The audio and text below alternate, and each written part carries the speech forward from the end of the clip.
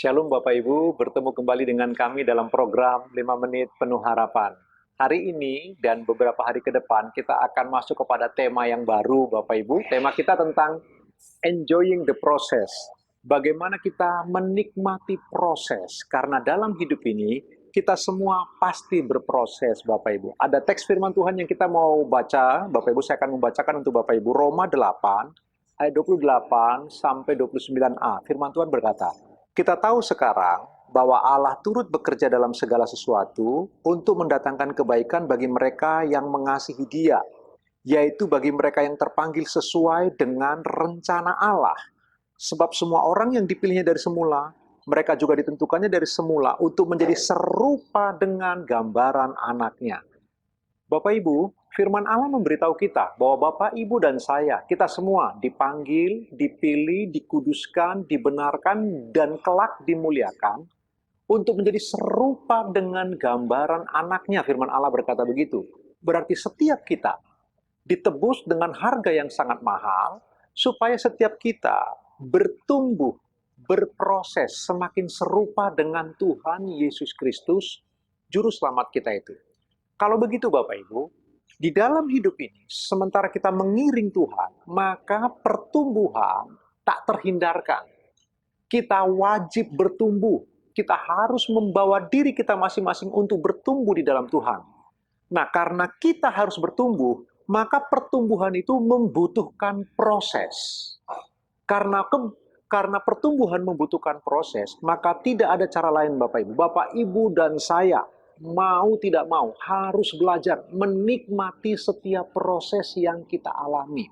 Supaya dengan demikian Bapak Ibu, hidup kita dipenuhi dengan sukacita dan damai sejahtera. Kalau begitu Bapak Ibu, karena tema kita tentang enjoying the process, bagaimana kita menikmati proses, yang pertama yang kita belajar hari ini Bapak Ibu, ingatlah, waktu kita diproses, jangan pernah protes. Masih ingat khotbah saya tentang bagian ini Bapak Ibu? Ingat, setiap kita harus bertumbuh. Dan bertumbuh itu menyakitkan Bapak Ibu. Semua pertumbuhan itu menyakitkan. Apalagi dalam pertumbuhan itu ada proses di dalamnya. Untuk bertumbuh kita mengalami proses. Ini poinnya. Jika Bapak, Ibu, dan saya waktu diproses kita protes, maka rasa sakitnya double. Karena bertumbuh itu sakit, berproses itu sakit, kalau kita menggerutu waktu kita sedang dalam sebuah proses, maka rasa sakitnya jadi berlipat-lipat.